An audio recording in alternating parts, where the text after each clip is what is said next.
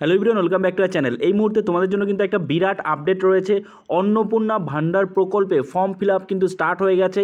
খুব তাড়াতাড়ি কিন্তু তোমাদের ফর্মটা ফিল আপ করে নিতে হবে এবং সঠিকভাবে ফিল আপ করতে হবে, কেননা জুন মাস থেকে জুন মাসের 5 তারিখের মধ্যে কিন্তু টাকা দেওয়া শুরু হয়ে যাবে অন্নপূর্ণা ভান্ডার প্রকল্পে। তো এখনই তোমাদের কিন্তু ঠিক মতো সব ফিল আপ করতে হবে। অন স্ক্রিন তোমরা দেখতে পাচ্ছ এই হচ্ছে ফর্ম অন্নপূর্ণা ভান্ডারের, এবং এই ফর্ম তোমরা কোথায় পাবে, কিভাবে পাবে, কি করতে হবে, কি কি ডকুমেন্টস এর সাথে জমা দিতে হবে, সব আজকের এই ভিডিওতে আমরা ডিটেলস আলোচনা করব। সবার প্রথমত অন্নপূর্ণা ভান্ডার প্রকল্প এই ফর্ম তোমরা দেখতে পাচ্ছ, এবং এখানে 3,000 টাকা করে প্রতি মাসে দেওয়া হবে মহিলাদের। এবার দেখো তারপরে কি বলছে। সম্পূর্ণ ফর্ম কালো কালিতে লিখুন। পুরো ফর্মটা কিন্তু কালো কালিতে একদম ব্ল্যাক পেন দিয়ে কিন্তু লিখতে হবে। সমস্ত তথ্য সত্য ও সঠিক হতে হবে। আর প্রয়োজনীয় নথির সত্যয়িত বা এখানে প্রত্যয়িত হবে অ্যাকচুয়ালি কপি সংযুক্ত করতে হবে, মানে অ্যাটেস্টেড থাকতে হবে, ঠিক আছে, সেলফ অ্যাটেস্টেড। তো এখানে সবার প্রথমত আবেদনকারীর নাম কি সেটা লিখতে হবে। স্বামীর বা পিতার নাম, জন্ম তারিখের ক্ষেত্রে প্রথমে দিন, তারপরে মাস এবং তারপরে বছর, এবং তারপরে রয়েছে বয়স, কত বছর বয়স হচ্ছে সেটাও কিন্তু এখানে দিতে হবে। আচ্ছা, তারপরে দেখো রয়েছে এখানে লিঙ্গ, পুরুষ, মহিলা ও অন্যান্য, বৈবাহিক অবস্থা, বিবাহিত, অবিবাহিত, বিধবা বা অন্যান্য। পূর্ণ ঠিকানা, একদম সম্পূর্ণ ঠিকানা কিন্তু পরপর দিতে হবে। এখানে তোমরা পিনকোড অবশ্যই দেবে। যদি একটুও ভুল হয় তাহলে কিন্তু আবার সমস্যা, আবার তোমাকে ফর্ম ফিল আপ করতে হবে।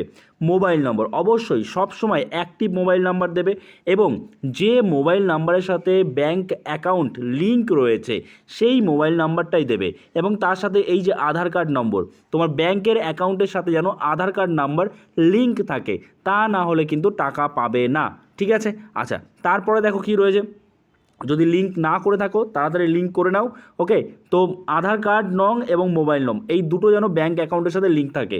আচ্ছা, তারপরে পরিবারের সম্পর্কিত তথ্য, পরিবারের সদস্য সংখ্যা কতজন, বার্ষিক মোট পারিবারিক আয় কত, রেশন কার্ড নম্বরটা সঠিকভাবে এখানে দিতে হবে।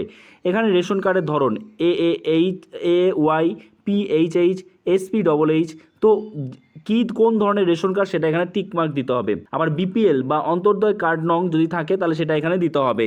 আচ্ছা, তারপরে এখানে দেখো রয়েছে সমাজের ধরন, অর্থাৎ তুমি কোন শ্রেণী থেকে, কোন কাস্ট থেকে বিলং করো, SC, ST, OBC, সেটা কিন্তু এখানে দিতে হবে।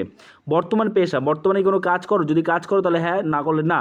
আর এখানে মাসিক আয়, যদি কাজ করো সেক্ষেত্রে কিন্তু মাসিক আয়টা এখানে দিতে হবে, ঠিক আছে।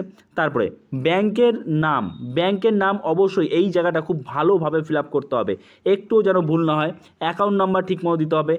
IFSC কোড, এটা তোমাদের ব্যাংকের যে বই আছে পাসবুক, সেই পাসবুকের মধ্যেই কিন্তু পেয়ে যাবে, যেখানে অ্যাকাউন্ট নাম্বার দেওয়া থাকবে সেখানে কিন্তু IFSC কোড পাবে। এবং তোমাদের অ্যাকাউন্টে যে ধরন সেটা অবশ্যই যেন সেভিংস অ্যাকাউন্ট হয়, ঠিক আছে। আচ্ছা, এইবার তোমরা এই ফর্ম তো ফিল আপ করলে, এবার এই ফর্মের সাথে তোমরা কি কি ডকুমেন্টস দেবে। দেখো, সবার প্রথমত আধার কার্ডের জেরক্স, রেশন কার্ডের জেরক্স, BPL যদি কার্ড থাকে তাহলে BPL এর জেরক্স, আচ্ছা কার্ডের জেরক্স, তারপরে ব্যাংকের পাসবুকের প্রথম পাতার ছবি, এটা কিন্তু খুবই গুরুত্বপূর্ণ। ব্যাংকের পাসবুকের প্রথম পাতার ছবি যেন একদম পরিষ্কারভাবে জেরক্স করা হয়, যাতে সব অ্যাকাউন্ট নাম্বার, IFSC কোড, নাম সব কিছু দেখা যায় ঠিক মতো, সব কিছু যেন পরিষ্কার থাকে। তারপরে দেখো রয়েছে বাসস্থানের প্রমাণপত্র হিসাবে বিদ্যুৎ বিল বা ভোটার ID কার্ড তোমরা দিতে পারো। আয়ের প্রমাণপত্র, তারপরে 1 কপি পাসপোর্ট সাইজের ছবি দিয়ে তোমাদের কিন্তু কি বলেছে, এখানে বলছে আমি ঘোষণা করছি যে উপরে প্রদত্ত সমস্ত তথ্য আমার জানা মতে সত্য ও সঠিক। কোনো তথ্য মিথ্যা প্রমাণিত হলে সরকারের নিয়মকানুন অনুযায়ী যে কোনো পদক্ষেপ গ্রহণ করা যেতে পারে। এখানে তোমাদের তারিখটা দিয়ে দিতে হবে, এবং এখানে কিন্তু নিজের সই করে দিতে হবে, ঠিক আছে। সই করলে কিন্তু তোমাদের ফর্ম ফিল আপ কমপ্লিট। তো এইভাবে তোমাদের সঠিক নিয়মে কিন্তু ফর্ম ফিল আপ করতে হবে। তাড়াতাড়ি ফর্মটা ফিল আপ করে নাও। এবার এই ফর্ম তোমরা কোথায় পাবে, কিভাবে পাবে, দেখো তোমরা এর আগেই দেখেছো যে ভোটের আগেই যে বিজেপির পক্ষ থেকে কিন্তু এই ফর্মগুলো গ্রামে গ্রামে বিলি করা হচ্ছিল, বিভিন্ন জায়গায় বিলি করা হচ্ছিল। তো সেটা এখনও চলছে। আর তার সাথে সাথে অনলাইনেও কিন্তু অ্যাপ্লাই খুব তাড়াতাড়ি স্টার্ট হয়ে যাবে, যাতে ইজিলি সবাই সেই ফর্ম ফিল আপ করতে পারে। এবার যদি তুমি অফলাইনে এই ফর্মটা পাও, অবশ্যই ফিল আপ করো, তাদের কাছে জমা দিয়ে দাও, তারা তোমার ফর্মটা অনলাইনে রেজিস্ট্রেশন করে দেবে, অনলাইনে ফিল আপ করে দেবে। আর যদি তুমি একদম ডাইরেক্ট অনলাইনে করতে চাও সেটাও করতে পারো, তবে অনলাইনে এখনও স্টার্ট হয়নি। অনলাইনে যখন স্টার্ট হবে আমি অবশ্যই তোমাদের সবার আগে জানিয়ে দেবো। আর তার আগে যদি তুমি এই অফলাইন ফর্মটা পাও, অবশ্যই সেটাও তুমি করে রাখতে পারো। অফলাইন ফর্ম ফিল আপ করে প্রয়োজনীয় নথিপত্র দিয়ে যাদের কাছ থেকে ফর্মটা নিয়েছো তাদেরকে জমা দিয়ে দিতে পারো সেইখানে। তারা কিন্তু তোমাদের এই সব তথ্যগুলো বা ডেটাগুলো অনলাইনে ইনপুট করে দেবে। ঠিক আছে, আশা করছি বুঝতে পেরেছো। তো এর পরবর্তী যদি কোনো অন্নপূর্ণা ভাণ্ডার সম্পর্কিত বা অন্য প্রকল্প সম্পর্কিত আপডেট আসে আমি অবশ্যই তোমাদের সবার আগে জানিয়ে দেবো। অবশ্যই চ্যানেলে নতুন হয়ে থাকলে চ্যানেলটাকে সাবস্ক্রাইব করে আমাদের পাশে থেকো।